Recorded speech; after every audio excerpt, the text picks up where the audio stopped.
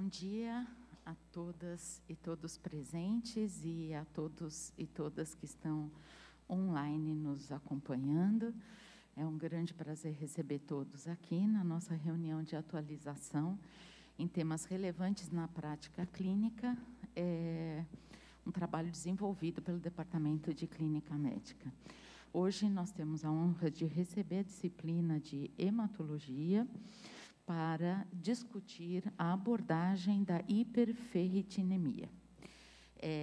A doutora Thaís Barbosa Rodrigues, nossa querida médica residente do programa de hematologia e hemoterapia, vai apresentar o caso, as questões que vocês já sabem que vão entrar aí, né, no Forms para responder online, e é muito importante a participação de vocês. E, na sequência, teremos a honra de receber o Dr. Guilherme Fonseca, médico assistente do Serviço de Hematologia e Hemoterapia, ampla experiência e muito conhecido de todos vocês, da prática do dia a dia, que nos ajuda muito. E, desde já, eu agradeço muito ao Dr. Guilherme e à doutora Thaís. Bom dia a todos. Me escutam bem? Então, o nosso caso clínico é do paciente RB, de 54 anos, caucasiano, natural e procedente de São Paulo, administrador de empresas aposentado. Esse paciente iniciou o segmento conosco em 2005, tendo sido encaminhado por hiperferritinemia. Na primeira avaliação, ele já se queixava de astenia, artralgia mecânica de mãos e pés, impotência sexual e redução recente da pilificação corporal. De comorbidades conhecidas, o paciente apresentava diabetes há 5 anos, sem lesões de órgão-alvo conhecidas, hipotireoidismo, hipercolesterolemia e sobrepeso. Ele fazia uso de levotiroxina, insulina NPH, regular e simvastatina. Não tinha histórico de internações recentes e nunca tinha sido hemotransfundido. Também negava etilismo, era ex-tabagista com uma baixa carga tabágica e tinha uma história familiar que chamava atenção porque seu pai havia falecido de cirrose criptogênica aos 63 anos. Também tinha 2 tios paternos diabéticos e desconhecia comorbidades hematológicas na família. Ao exame, ele apresentava um IMC de 27, o restante não tinha grandes alterações, exceto pelo exame abdominal, em que ele tinha um traube maciço, com baço palpável a 5 centímetros do rebordo costal.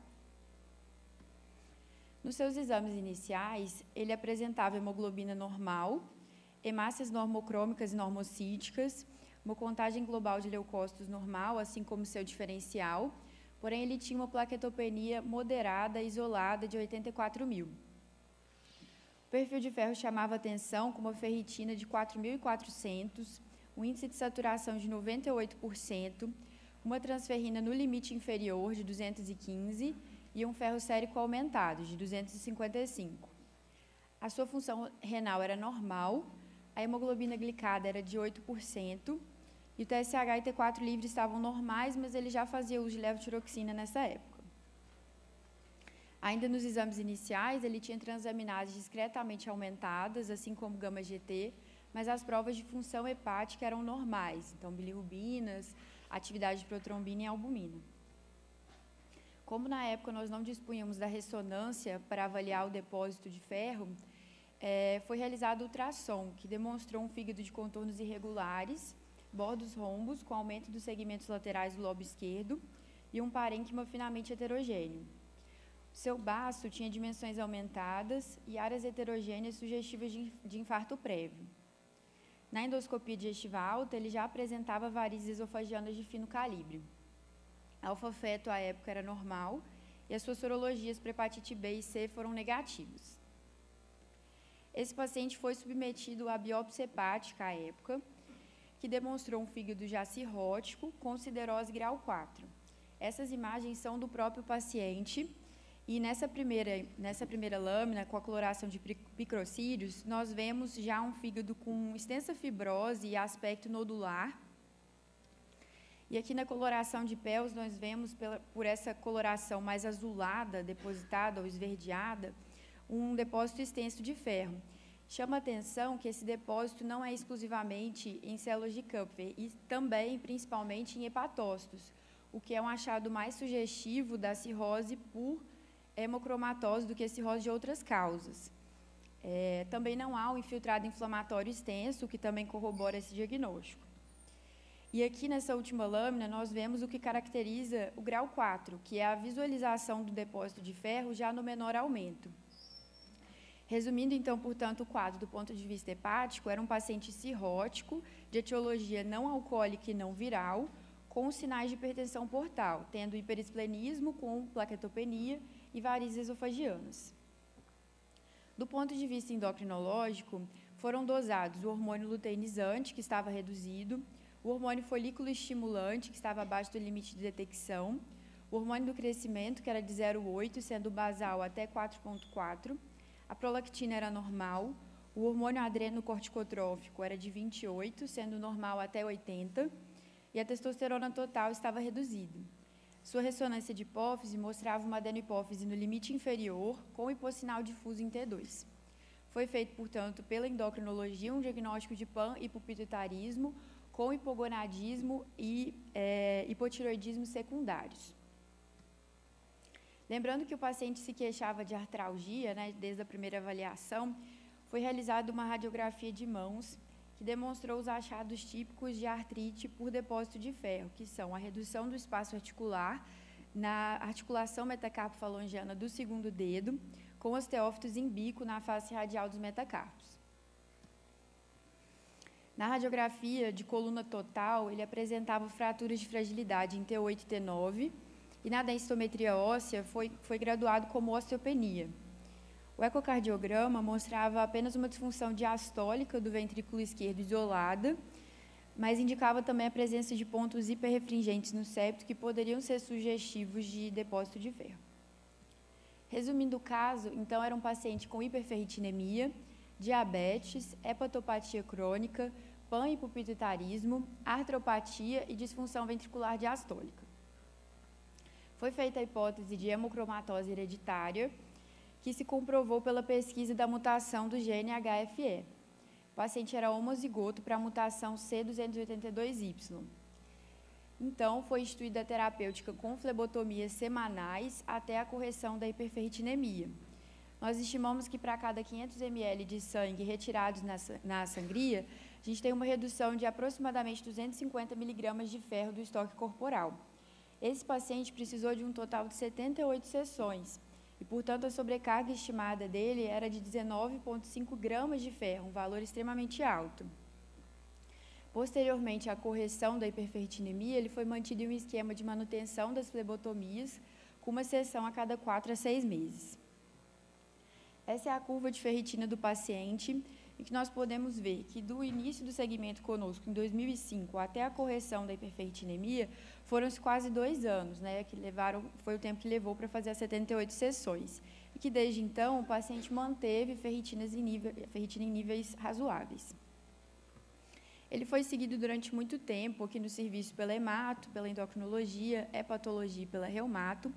Porém, infelizmente, em 2015, ele acabou evoluindo com carcinoma hepatocelular, que foi refratário à quimioembolização, e ele foi submetido ao transplante hepático em outro serviço, mas até hoje ele segue, então, vivo e bem clinicamente.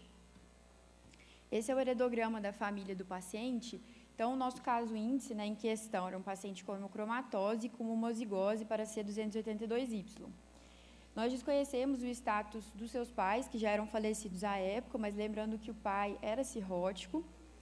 E nosso paciente se casa com uma esposa sadia, coincidentemente heterozigota para H63D, e eles tiveram 2 filhos com hemocromatose por heterozigose composta.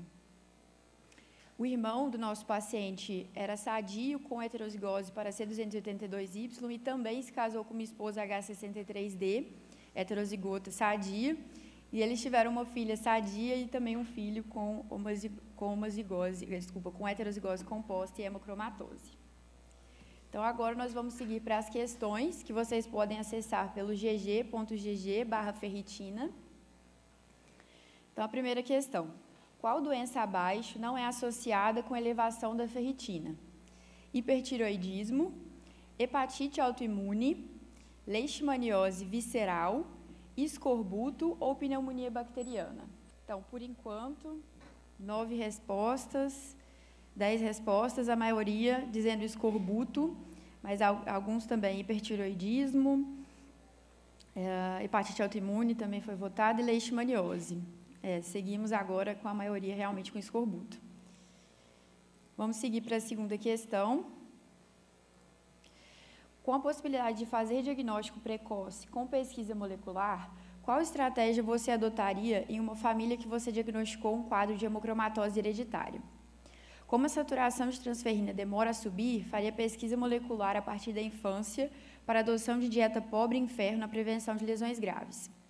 Faria pesquisa molecular nos filhos adultos somente quando o perfil de ferro estiver alterado. Faria pesquisa molecular em todos os parentes em primeiro grau adultos. É uma doença recessiva, não faria screening familiar somente em indivíduos sintomáticos. Então, a maioria faria pesquisa em todos os parentes de primeiro grau adultos, mas também alguns só se com perfil de ferro alterado. Por enquanto, segue ganhando todos os parentes de primeiro grau adultos. E a terceira e última questão, o que você recomendaria no tratamento de hemocromatose hereditária sintomática? Doação de sangue periódica para redução dos estoques de ferro, dieta pobre em ferro para prevenir novas lesões, suplementos de vitamina C com o objetivo de melhorar o potencial de oxirredução, redução do consumo de álcool para evitar superposição de fatores de risco ou baixas doses de quelantes de ferro para remover o ferro visceral. A maioria diz que reduziria o consumo de álcool, mas também mais ou menos 1/4 faria doação de sangue para redução dos estoques de ferro. Então, agora o Dr. Guilherme vai fazer a apresentação, na qual vão ser dados também os gabaritos das questões. Obrigado, Thaís, pela ótima apresentação. Queria agradecer o convite. A gente vai falar um pouquinho sobre hiperferritinemia, começando a falar sobre a ferritina, que nós todos conhecemos como uma forma de estoque de ferro. Ela é uma molécula que funciona como uma gaiola para os átomos de ferro, né? Essa gaiola com 4 a 5 mil átomos de ferro que cabem dentro dessa cavidade central da ferritina. Quando essa ferritina está pobre em ferro, é chamado de apoferritina. Quando ela é preenchida com ferro, ela é chamada de holoferritina. Mas, quando é medido nos ensaios laboratoriais, a gente mede todas elas, tanto a apo quanto a holoferritina. No sangue, não se conhece exatamente qual é a função da ferritina circulante, né? Diferente nos tecidos e nas moléculas de transporte, mas no sangue periférico a gente não tem uma função conhecida para a ferritina que a gente utiliza como um marcador indireto do status de ferro, assumindo que mais ou menos 1 micrograma por litro equivale a 8 miligramas de ferro nesse estoque. Mas é um exame muito solicitado, porque a gente conhece a eficiência dele na carência de ferro e, de certa forma, a maior parte dos clínicos assume que o contrário é verdadeiro. Se baixo é carência de ferro, o aumento da ferritina é excesso de ferro. E aí é a nossa primeira pergunta: qual a doença baixa que não é associada com elevação da ferritina? A maior parte das pessoas respondeu o escorbuto. É a resposta certa. O escorbuto, ele é uma condição, é uma das poucas condições que podem ter ferritina baixa por si só, né? Não se sabe se é exatamente porque existe uma coexistência de carência de ferro, mas mesmo modelos animais onde você faz a depressão de vitamina C sozinha, com estoques de ferro normal, a ferritina vai estar baixa. Todas as demais condições, elas vão estar com elevação da ferritina, né? Então, o hipertireoidismo vai ter uma síntese aumentada de secreção de apoferritina. As hepatites e a leishmaniose, você vai acabar liberando ferritina de células lesadas. As doenças autoimunes também acabam fazendo isso. Então, são as condições que a gente acaba vendo com ferritina elevada. A ferritina, ela é o exame hematológico mais solicitado após o hemograma, né? 50% desses exames, num estudo do Reino Unido, foi feita por clínicos do cuidado básico, e a cada 1.000 pacientes solicitados, 0,44 casos de hiperferritinemia. E no cuidado básico, no cuidado primário, hemocromatose hereditária foi, na verdade, a 10ª causa de ferritina elevada, né? Insuficiência renal, doenças hematológicas, doença alcoólica hepática, neoplasia, doenças inflamatórias, todas à frente. No cuidado secundário, onde você tem valores um pouco mais elevados de ferritina, a sobrecarga de ferro real aumentou como na representação como causa de hiperferritinemia, e em situações com ferritina maior que 2.000 microgramas por litro, especialmente no cuidado terciário, sobrecarga de ferro já é uma causa importante, especialmente nos indivíduos com menos de 50 anos de idade. Com indivíduos mais de 50 anos de idade, ela é uma causa importante, mas neoplasia é quase que o dobro nessas situações. E dentro dos hospitais, a gente acaba tendo a situação também da síndrome hemofocítica, tumores, infecções e inflamação, que são causas importantes de grande elevação da ferritina. Então, na verdade, o grande desafio é diferenciar essas causas secundárias de quadros reais de sobrecarga de ferro. E aí a gente tem que fazer a diferenciação também considerando o contexto diagnóstico. Isso foi pedido por sintomas, isso foi pedido no screening de uma família com hemocromatose hereditária, ou como a gente vem vendo com muita frequência, tanto aqui no HC quanto fora, como parte de um screening geral, como se fosse um check-up, onde os pacientes vêm tendo muitas vezes solicitado ferritina e vários deles com ferritina elevada, e acaba tendo uma avaliação do clínico ou do hematologista e patologista para avaliar se tem realmente excesso de ferro.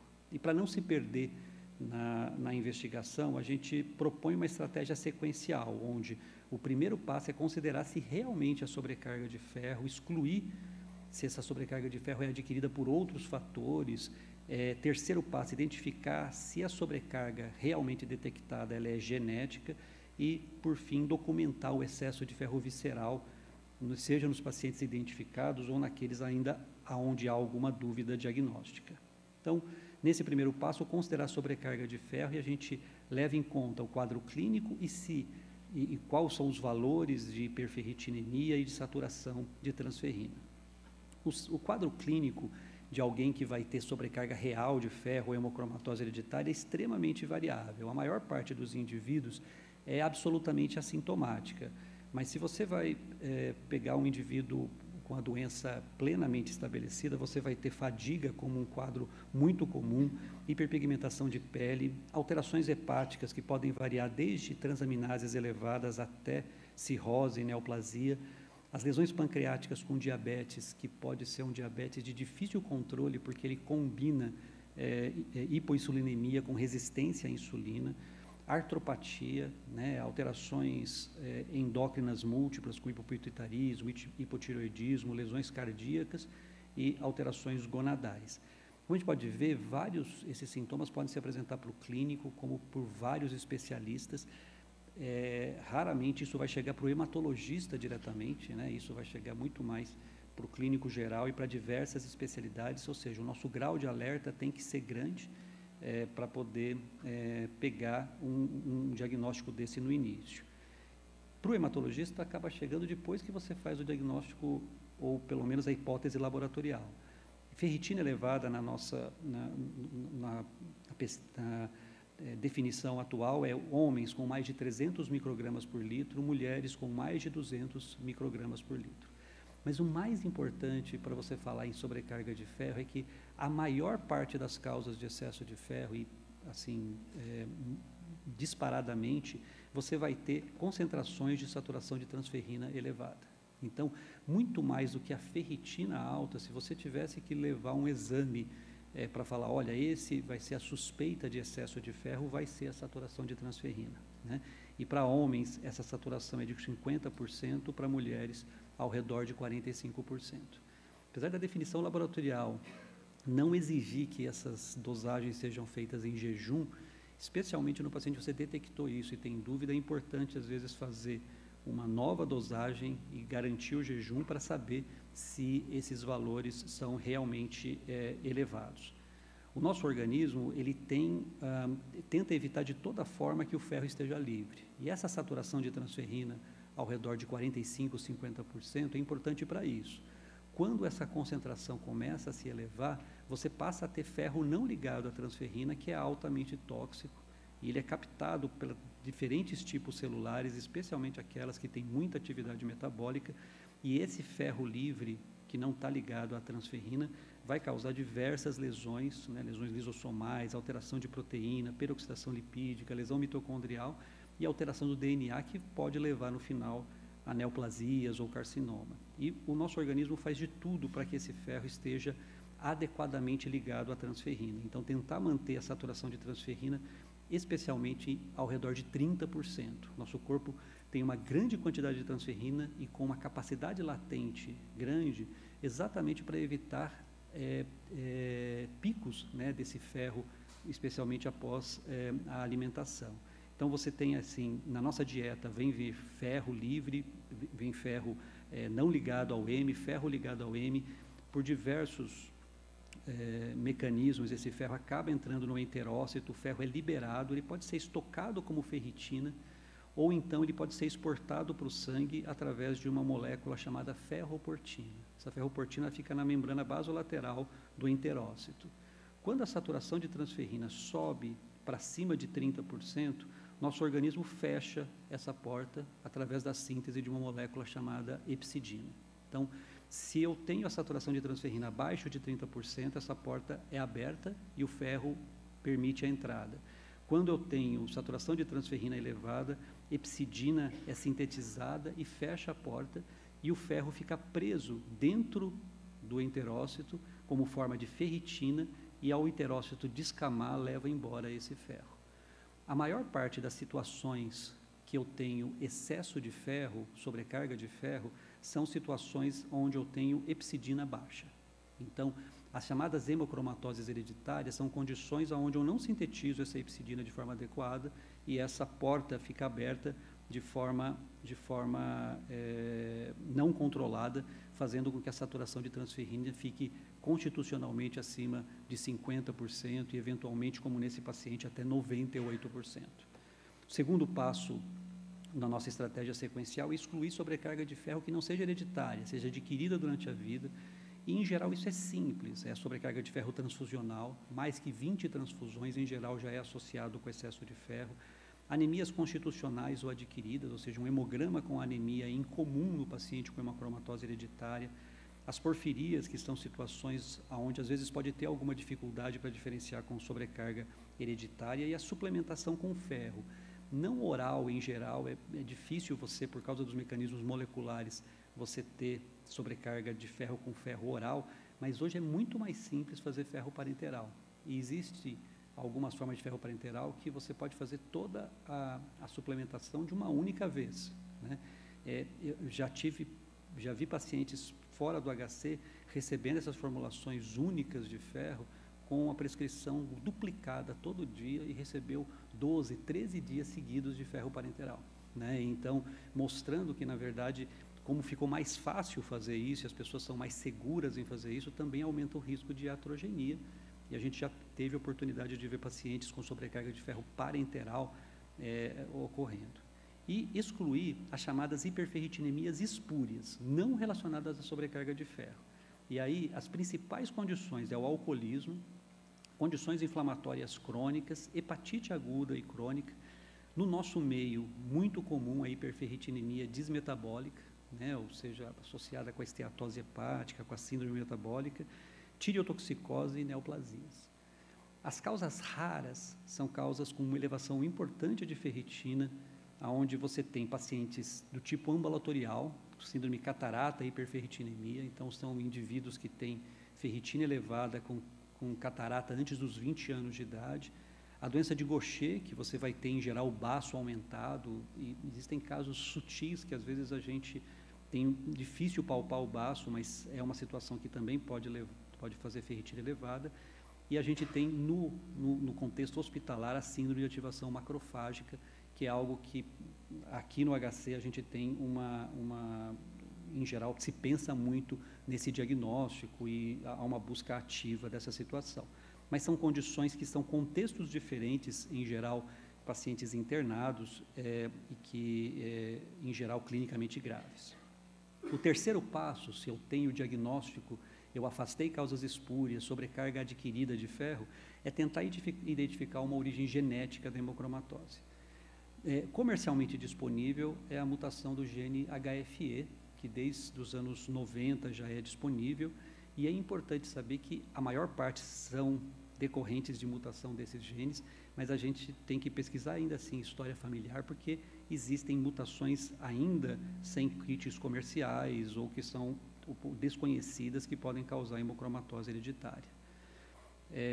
Eu não vou detalhar aqui esse gráfico, mas somente para saber que a ativação do gene RAMP, que é o que produz a epsidina, é através da estimulação desse conjunto aqui do BMP, que é uma proteína de membrana que fica no fígado, e ele sofre interação de uma molécula chamada hemojuvelina. A hemojuvelina base o BMP estimula a produção de epsidina, e o que estabiliza essa hemojuvelina é o receptor 2 da transferrina e o HFE. As 4 hemocromatoses genéticas conhecidas são a mutação do HFE, que a gente está vendo aqui, a mutação da hemojuvelina, a mutação do gene RAMP e o receptor 2 de transferrina. Pela posição que está aqui, o receptor 2 de transferrina e o HFE dão fenótipos muito parecidos. Isso aqui é a hemocromatose do adulto, a hemocromatose que vai aparecer na vida adulta, que é a hemocromatose clássica, que nem desse indivíduo que a gente viu.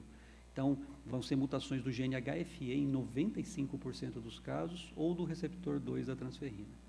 Os indivíduos que têm hemocromatose juvenil, ou seja, hemocromatose desde a primeira infância, são mutações da hemojuvelina e do gene RAMP. Então, é o que a gente fala que são as interações verticais aqui da homeostase do ferro, enquanto que as horizontais, que é o receptor de transferrina e HFE, é a hemocromatose do adulto. Então, são esses 4 tipos. A hemocromatose clássica, que aparece no 4ª ou 5ª década de vida, a proteína mutada é o HFE e o receptor 2 da transferrina. A hemocromatose juvenil, a gente tem 2 tipos, hemojuvelina e epsidina. As demais aqui são mais raras ainda ou mais incomuns. No Brasil, a gente tem mutação especialmente do gene da epsidina, uma experiência diferente do mundo, onde é mais comum ou menos raro a mutação da hemojuvelina. E dessa mutação do HFE, que é a mais frequente na nossa população, na população mundial, a mais importante é a C282Y, que é essa mutação que é na base do gene, na base da proteína HFE, você perde praticamente toda a proteína. Outras mutações, como H63D, também são associadas com sobrecarga, mas especialmente se você for homozigoto, se você for heterozigoto composto. O significado clínico é controverso de outras mutações ou outras combinações. Então, a gente leva em consideração se o paciente é homozigoto ou heterozigoto composto, C282Y com H63D. Mas ela é uma doença de expressão fenotípica bem variável e de baixa penetrância. E, diferente das outras hemocromatoses, a hemojuvelina, a RAMP, por exemplo, são associadas com disfunção gonadal, disfunção cardíaca cedo na vida, 20, 30 anos de idade. São pacientes que já chegam com um quadro muito claro na adolescência ou como adulto jovem. Os pacientes com mutações de HFE tendem a ter a manifestação muito tardia, ao redor dos 40, 45 anos, e você pode ter, a maior parte dos indivíduos com a mutação, não ter nenhuma manifestação clínica. Então, se você pegar uma corte de 100 pacientes com mutação, mesmo homozigoto para C282Y, se você não tratá-los, mais ou menos 4 deles que vão evoluir para cirrose. Então, é uma penetrância muito baixa. Qual que é a questão 2? Qual a possibilidade de fazer diagnóstico precoce com pesquisa molecular? Qual estratégia você adotaria numa família que diagnosticou um quadro de hemocromatose hereditária? Como a saturação de transferrina demora a subir, faria pesquisa molecular a partir da infância para a adoção de dieta pobre em ferro para prevenção de lesões graves. Eu coloquei essa resposta aqui porque nós estamos recebendo crianças que fizeram análise de exoma ao nascimento para busca de doenças metabólicas, doenças graves, e os relatórios estão vindo com mutações de C282Y, H63D, e as famílias sem saber o que fazer. Não é para fazer nada. Uma criança que nasce com mutação de C282Y ou H63D, ela é saudável, deve ter dieta normal e ser pesquisada somente quando adulto jovem ou no final da adolescência. Então, é para manter a dieta normal. Existem trabalhos pequenos que falam que, inclusive, os indivíduos que têm a mutação HFE tendem a ter estados nutricionais, altura final da adolescência maior, ou seja, não é associado com nenhum tipo de doença e não deve receber essa recomendação de dieta pobre em ferro, né? As demais situações, né, lembrar que screening populacional para C282Y não é recomendado. Antes de fazer o teste genético, é interessante fazer a saturação de transferrina para saber se ela é elevada. É recomendado você testar os irmãos adultos homozigotos. É recomendado testar filhos adultos desses homozigotos. Mas não é recomendado o teste sistemático de parentes de primeiro grau, especialmente dos heterozigotos, por ausência de benefício. Não é recomendado e reforçado fazer teste de HFE em menores de idade. E diagnóstico pré-natal ou neonatal não é apropriado. Então, isso é uma recomendação internacional. A gente vem recebendo e nós vamos ter problemas, provavelmente, nos próximos anos, com a maior facilidade para esse tipo de diagnóstico. Por fim, o quarto passo é documentar excesso de ferro visceral. Antigamente, a gente tinha só a biópsia de fígado, né? Ela tem muito valor ainda, fazer a biópsia hepática em alguns pacientes, mas existe uma facilidade hoje com a ressonância com medida de concentração de ferro hepático e cardíaco e, se não disponível, a biópsia hepática para fazer esse diagnóstico. Aqui a gente tem um paciente, nas imagens de cima, com excesso de ferro hepático de diferentes concentrações e embaixo um voluntário normal. Em T2, isso daqui, você vê que quem tem excesso de ferro tem escurecido o ferro, mais parecido com a musculatura paravertebral, né? Esse é de um paciente nosso, em 2010, com a concentração de 310 micromol por grama, e 2015, 5 anos depois, como a atenuação fica menor do ferro. Você indica a biópsia hepática ainda se você tem dúvidas, né? Avaliar fibrose, pesquisar achados histológicos de possíveis cofatores. Existe essa indicação para hemocromatose hereditária não HFE, mas especialmente porque esses pacientes já chegam com ferritina muito alta ou transaminases persistentemente elevadas. A ressonância cardíaca é algo que a gente faz muito mais no contexto da sobrecarga transfusional de ferro. É muito raro você ter excesso de ferro cardíaco se você não tiver excesso de ferro hepático já instalado e com outras lesões consideradas. Então, ressonância cardíaca a gente utiliza muito mais para o indivíduo que toma transfusão e aonde o ferro se distribui igualmente pelo corpo.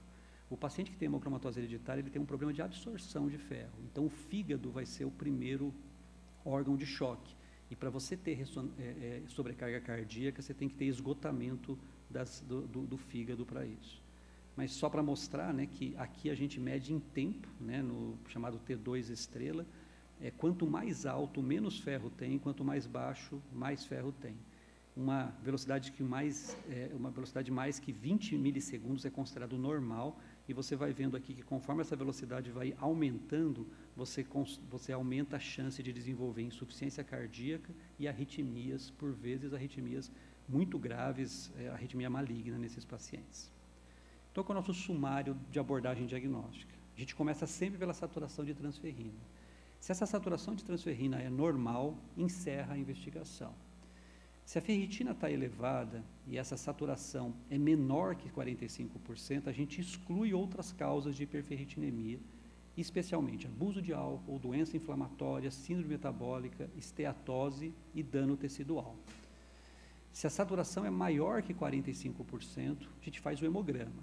Se o hemograma é anormal, a gente vai pesquisar muito mais anemias com sobrecarga de ferro. Se esse hemograma é normal, a gente procura o genótipo HFE, que é o mais comum. Se você tem os genótipos diagnósticos, homozigose do C282Y, ou heterozigose composta C282Y H63D, você tem que começar o tratamento, que vai ser a sangria. No caso dos pacientes com ferritina maior que 1000 ou enzimas alteradas, antes disso, fazer a biópsia hepática. Nos pacientes que não têm o genótipo HFE, você vai pesquisar outros genótipos, a sua hipótese clínica é mantida, E mesmo naqueles pacientes com hiperferritinemia de causa espúria, que você não conseguiu afastar totalmente sobrecarga de ferro, avaliar depósito visceral através de ressonância ou de biópsia hepática, dependendo do contexto, né? E aí você parte para o tratamento de acordo com a causa que você teve. O que você recomendaria no tratamento da hemocromatose hereditária sintomática, né? Doação de sangue periódica para redução dos estoques de ferro, dieta pobre em ferro para prevenir novas lesões, suplementos de vitamina C, redução do consumo de álcool ou baixas doses de quelante. O tratamento, sem dúvida nenhuma, é sangria, mas a doação de sangue periódica, apesar de parecer algo que poderia ajudar a comunidade, na nossa legislação ainda não é permitido você colocar esse indivíduo, e esse especialmente o paciente que foi alvo aqui da nossa apresentação, ele tinha uma doença, então ele não pode ser doador.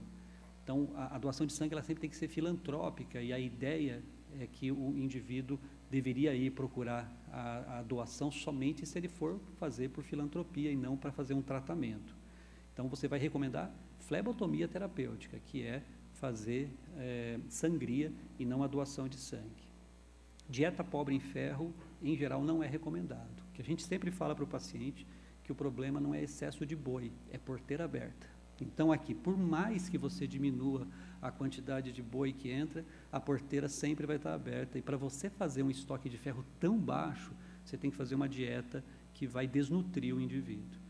Suplementos de vitamina C, eles são considerados prejudiciais, especialmente nas fases iniciais. Eles aumentam o risco de lesão. Redução do consumo de álcool é extremamente adequado. E quelante de ferro é contraindicado. Ele não está na bula, ele só vai ser utilizado em situações de exceção, que a gente vai descrever um pouquinho ali na frente. Então, o tratamento é mudança comportamental, estilo de vida saudável, evitar consumo excessivo de álcool, diminuir, porque aqui a ideia é reduzir situações que sobrepõem lesão ao fígado. Não há papel da dieta, né? Evitar suplementos de ferro e vitamina C. Existem alguns trabalhos pequenos com consumo de chá, que o chá reduz a absorção de ferro, mas teria que ser algo muito, assim, muito intenso para ter algum benefício clínico. E redução dos estoques de ferro, que é o mais importante, através da flebotomia. E aqui a ideia é chegar a 50 microgramas por litro, com uma flebotomia semanal de 7 ml por quilo. Quando você chegar a 300 no homem, 200 na mulher, passar para bimensal. Na fase de manutenção, você tenta deixar a cada 2 ou 4 meses e checar o nível de ferritina a cada 2 flebotomias. A flebotomia faz com que o ferro tecidual volte para os níveis normais, ela melhora a sobrevida se realizada antes da cirrose e do diabetes. Algumas pessoas perguntam, por exemplo, esse paciente, ele precisaria ter feito sangria? Ele já tinha cirrose instalada, por que fazer sangria se o dano de órgão-alvo já está instalado? Alguns trabalhos mostram que se você fizer sangria no indivíduo com cirrose, que vai ser submetido a transplante de fígado, você melhora os desfechos do transplante de fígado, porque você diminui as lesões em outros órgãos, especialmente no coração. Então, ele vai tolerar melhor o pós-operatório. Então, mesmo que o paciente tenha cirrose, ele tem que fazer a sangria dentro da possibilidade dele. Melhora a função cardíaca e diminui a pigmentação da pele. Esse paciente em especial, ele tinha uma mancha de nascença no rosto, que foi soterrada com o tempo pela sobrecarga de ferro. Quando ele fez a sangria, ela reapareceu. Foi um efeito colateral. Normalização das enzimas hepáticas, em mais ou menos 30% você pode ter reversão da fibrose. Você elimina o risco de carcinoma hepatocelular se a remoção de ferro ocorre antes da cirrose, especialmente se a ferritina era menor que 1000. E uma coisa que na literatura mostra, e a gente vê na prática, né, você não tem melhora, evidentemente, da atrofia testicular, mas você pode ter piora dos quadros de artropatia. Então, os indivíduos acabam tendo uma piora, às vezes, da artrite, quando você começa a fazer a sangria, e às vezes o reumatologista ajuda nesse momento, por exemplo, com anti-inflamatório, com cloroquina, com outras situações que podem auxiliar nesse momento. Quelantes de ferro a gente usa na sobrecarga transfusional de ferro, mas na sobrecarga hereditária, especialmente nas formas juvenis, podem ter anemia concomitante. O que a gente vê de anemia concomitante nesses pacientes é decorrente de hipogonadismo ou doença hepática. na experiência do serviço, quando a gente repôs testosterona, permitiu fazer sangria de forma adequada. Agora, se tem lesão cardíaca associada, a gente faz pelo menos uma tentativa de quelante de ferro associada à sangria, até porque, eventualmente, os pacientes têm muita intolerância à sangria por causa de instabilidade hemodinâmica. 90% dos pacientes com hiperferritemia, na prática médica, não tem sobrecarga de ferro. Então, você tem que ter em mente que ferritina elevada, você tem que pesquisar saturação de transferrina. Saturação de transferrina baixa, você tem que procurar outras causas espúrias. Raramente vai ser excesso de ferro. A gente vê, infelizmente, muitos pacientes sendo encaminhados para sangria, não tendo sobrecarga real de ferro, e você está tratando o exame. Níveis de ferritina acima do limite superior de referência podem ser encontrados em pessoas que estão bem e são mais frequentemente elevados em determinados grupos populacionais, especialmente populações orientais, populações asiáticas. Nos Estados Unidos foi especialmente pesquisado naquelas populações da Oceania, que são bem elevadas a ferritina, apesar de não ter nenhum problema de saúde, mas a gente vê em algumas populações orientais aqui no Brasil. Análise para detectar mutações de gene HFE são comercialmente disponíveis, mas às vezes não são suficientes para afastar a sobrecarga genética, mas são muito importantes para fechar o diagnóstico na maior parte dos indivíduos e no screening familiar. Vocês viram essa família, o paciente casou com uma pessoa heterozigota, era um casal magnético, né? Todos eles tiveram pessoas que foram casando com outras pessoas e que tiveram indivíduos com hemocromatose, então isso é importante você fazer essa pesquisa. E a hiperferritinemia pode ficar inexplicada, e existem algumas mutações genéticas associadas à elevação da ferritina que estão sendo elucidadas, mesmo após extensa avaliação clínica. Mas o importante é você excluir que tem sobrecarga tecidual. Então, se você mostrou que não tem excesso de ferro hepático, excesso de ferro cardíaco, e você tem essa ferritina elevada, ela pode ser simplesmente uma alteração de exame que a gente vai conviver com ela, e ela provavelmente não vai causar risco para você. O tratamento no indivíduo que tem a sobrecarga demonstrada é simples e pouco tóxico, mas tem que ser bem indicado e acompanhado para ele ser efetivo, não trazer toxicidade desnecessária para o paciente e realmente você garantir que ele tenha aderência ao tratamento, né? Que isso às vezes é difícil, né? Os pacientes têm que faltar ao trabalho, né? Eventualmente tem que vir ao hospital para fazer isso. Não é algo, em geral, muda um pouco a rotina de vida do indivíduo.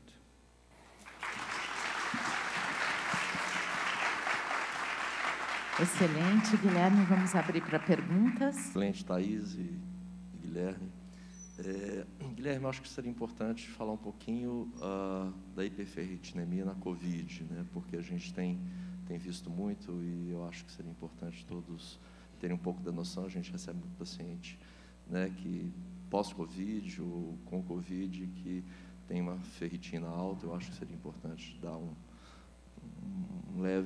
leve recomendação aí, o que deve ser feito.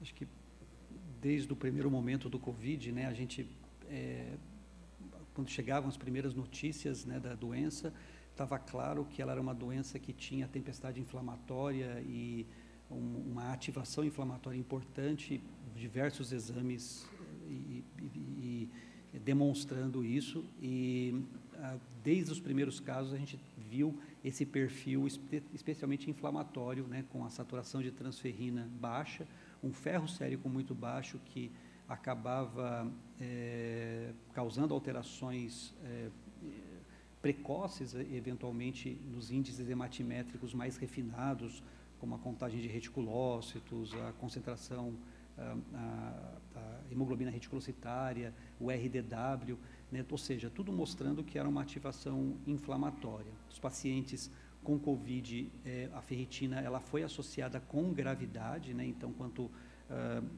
maior a ferritina, maior a gravidade desses pacientes, e a gente pode ter elevação da ferritina mesmo após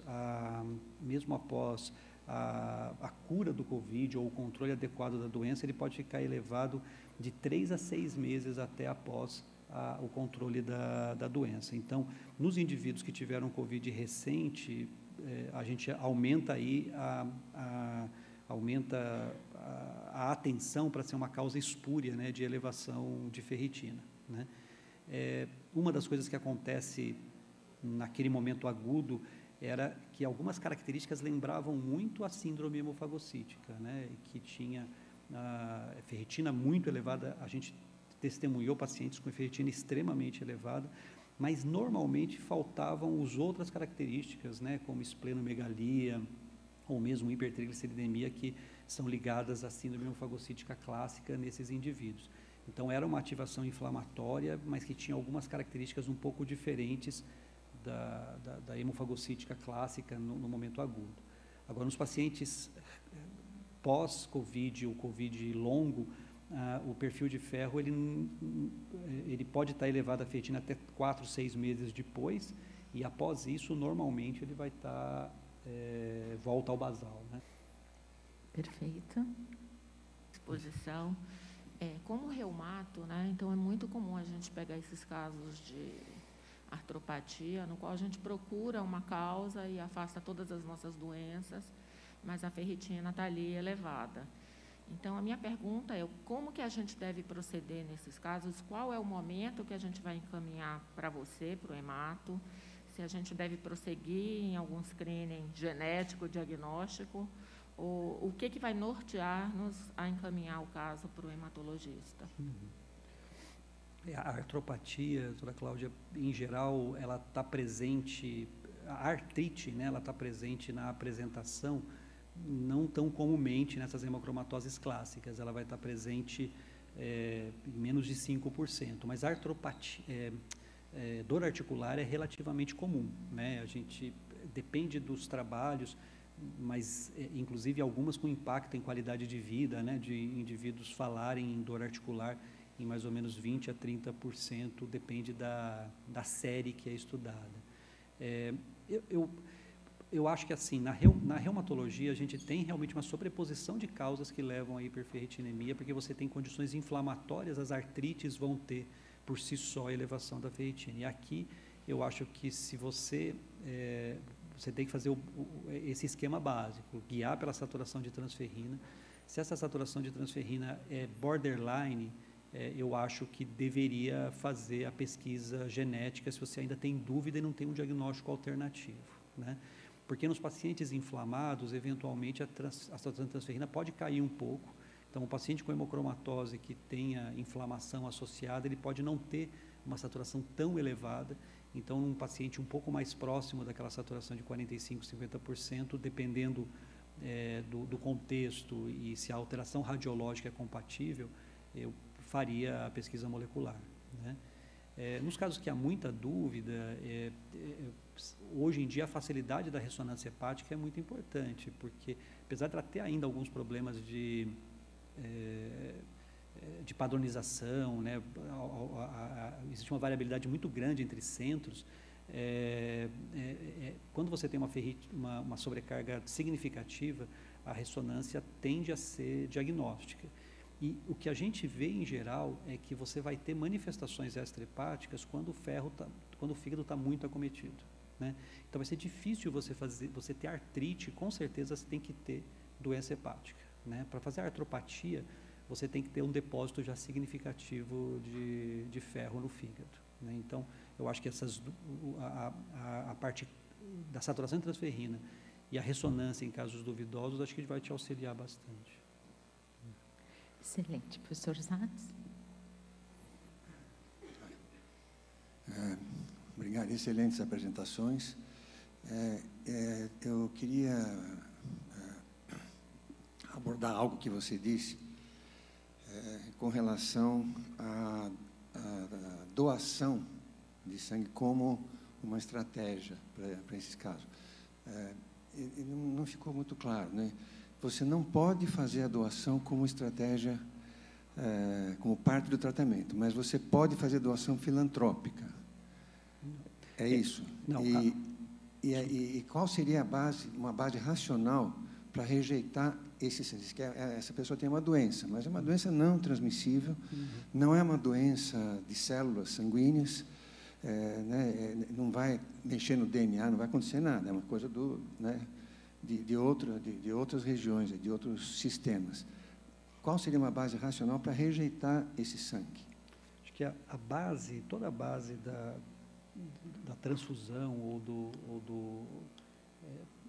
da coleta de sangue para doação é garantir a segurança tanto do doador quanto do receptor.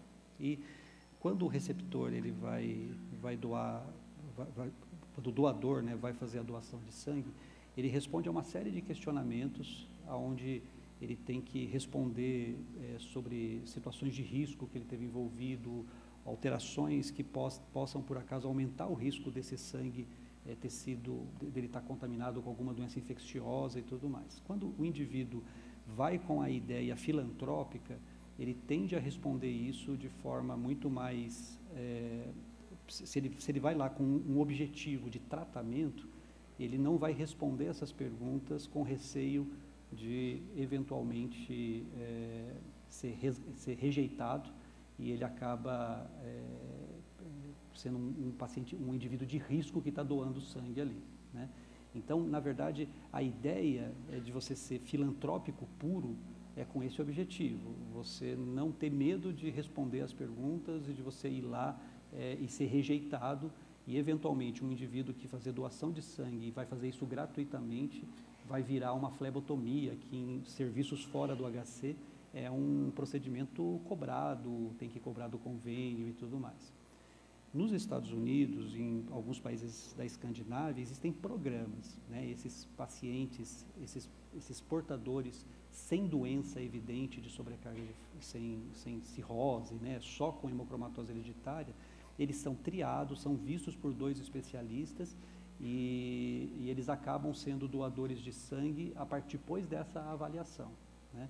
No Brasil não tem essa programação, então a gente não consegue falar para o indivíduo, olha, vai para esse tal programa e você vai fazer uma doação direcionada e você, se você tiver um fator de risco ou uma situação que aumente o risco do seu sangue ser contaminado, você não vai ser doador, mas você vai fazer uma flebotomia gratuitamente. Não existe esse programa no Brasil. Então, o risco é de você colocar um doador com motivações que não sejam puramente filantrópicas ou que vai doar sangue sem ter sem ocultar nenhuma informação que seja importante. Então, essa aqui é a ideia. É sempre um assunto muito sério, professor Cássio, porque, na verdade, quando a gente pensa no estoque, mas a gente tem que pensar muito na segurança, né? Como que esse indivíduo vai receber esse sangue, você tem que garantir ao máximo a segurança dele, né?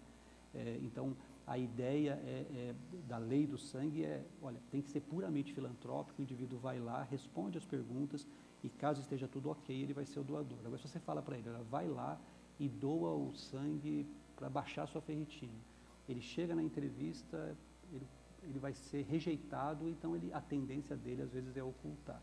Então, na doação de sangue, o processo é diferente da clínica. Então, essa aqui é a ideia. Mas seriam indivíduos que seriam potencialmente bons doadores dentro de um determinado programa.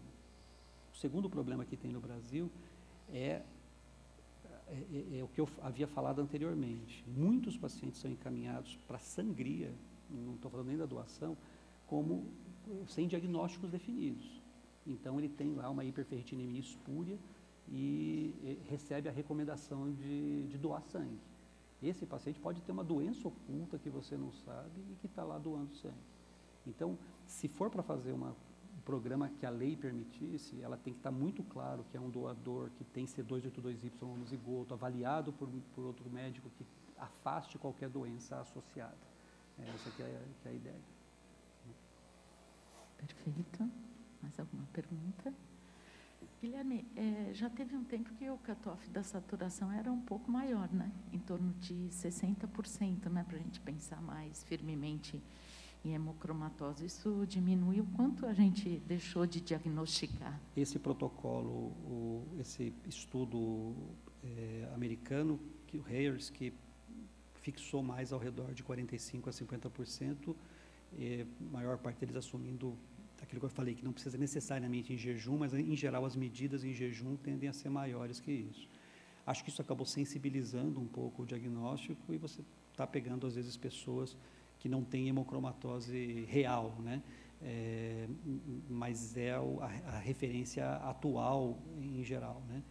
A gente tem que lembrar que o normal de saturação fica ao redor de 30% a 35%. Então, quando você está em 50% ou 45%, você já está realmente um indivíduo da comunidade que não esteja recebendo ferro, nada disso, isso já é anormal, né?